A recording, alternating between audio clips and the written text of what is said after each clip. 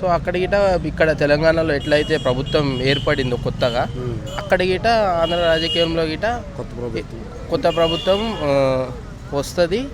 ఇంకా ఎందుకంటే పొత్తులో ఉన్నారు చంద్రబాబు, జనసేన, టీడీపీ ఉంది కాబట్టి, సో వాళ్ళు ఇంకా డీజేపీలు గిట వాళ్ళు పొత్తులోకి వస్తా అన్నారు. వాళ్ళు గిట వస్తే ఇంకా కొత్త ప్రభుత్వం అయితే పక్క 100% కొత్త ప్రభుత్వం వస్తుంది.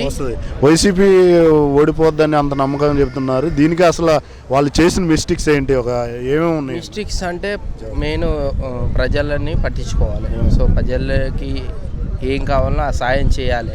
ఆ సాయం చేయట్లేరు కాబట్టి దానివల్ల వస్తుంది డెవలప్మెంట్సింగ్. అంటే ఆటోమేటిక్ డెవలప్మెంట్సింగ్ అయితే పేద ప్రజలు ఎవరైతే ఉన్నారో వాళ్ళ బాధని తీరుస్తే పార్టీ ఉంటుంది, ఇంకా 10 ఏళ్ళైనా ఉంటుంది. సో వాళ్ళు పట్టించుకుంటలేరు కాబట్టి సో కొత్త ప్రభుత్వం ఏర్పడుతుందని.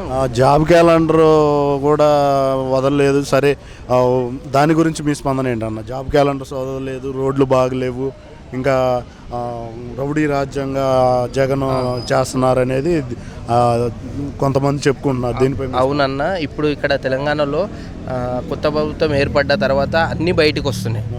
సో అక్కడ గిట్ట కొత్త ప్రభుత్వం వచ్చిన తర్వాత దొంగ రాజకీయం, ఏ రాజకీయం ఉన్నది మొత్తం బయటపడుతుంది. అప్పుడు ఎంత తిన్నది, ఎంత తినలేంది, ఎమ్మెల్యేలు కానీ సీఎం గారు కానీ ఏదైనా సరే అప్పుడు బయటపడుతుంది. ఇప్పుడైతే ఏది పడదు. సో కొత్త ప్రభుత్వం ఏర్పడిన తర్వాత రౌడీ రాజకీయం, ఎవరు రౌడీ రాజకీయం చేసారో, ఎవరు భూములను కబ్జాలు చేసుకున్నారో అవన్నీ అప్పుడు బయటపడతాయి.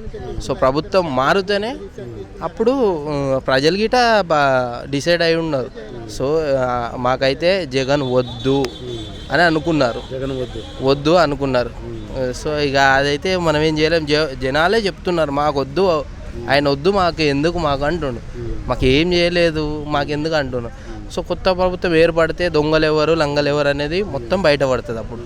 అయితే జగన్ మాత్రం 175కి 175 పక్కా మేమే గెలుస్తాం అంటున్నాం.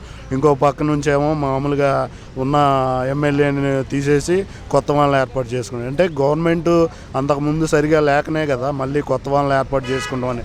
దీని గురించి ఏంటన్నా మీ స్పందన? ఇప్పుడు ఏంటంటే చెప్పుకుంటున్నారు, ఇక్కడికి అట్లనే చెప్పుకున్నారు. తెలంగాణలో ఏమైందంటే మేమే వస్తాం అన్న, లాస్ట్కు జనాలు తిప్పి కొడితే ప్రభుత్వం మారింది. సో వాళ్ళు గిట అదే చెప్పుకుంటారు, మేము ఇంత కొడతాం, మేము ఇన్ని సీట్లతో గెలుస్తాం, మేము పక్కా గెలుస్తామని కేటీఆర్ గారు గిట అన్నారు, మళ్ళీ కేసీఆర్ గారు గిట అన్నారు. అట్లా అక్కడ గిట నాయకులు ఎగురుతున్నారు, ఎందుకంటే మేము వస్తామని.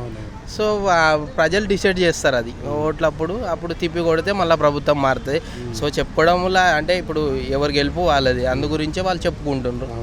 అందులో డౌట్ ఏం లేదు, మారుతుంది కంపల్సరీ అయితే నాకు తెలిసి 100%. ఎందుకంటే పవన్ కళ్యాణ్ గారు, లోకేష్ గారు, మళ్ళీ చంద్రబాబు నాయుడు గారు, మళ్ళీ డీజేపీ నుంచి వాళ్ళు ఇంకా పొత్తుకొస్తున్నారు. అంతమంది వచ్చినాక ఈయనకి ఎందుకు ఉంటారు? అసలు వాళ్ళకు ఉద్దేశం లేదు జనాలకి, నాకు వద్దు ఈ సీఎం వద్దు అనుకున్నారు వాళ్ళు. జనాలు ఎప్పుడో చెప్పేసిండ్రు. సో వాళ్ళు ఇంకా మేము గెలుస్తామని వేస్ట్, ఇంకా టైం వేస్ట్, మాట్లాడిగిట వేస్ట్.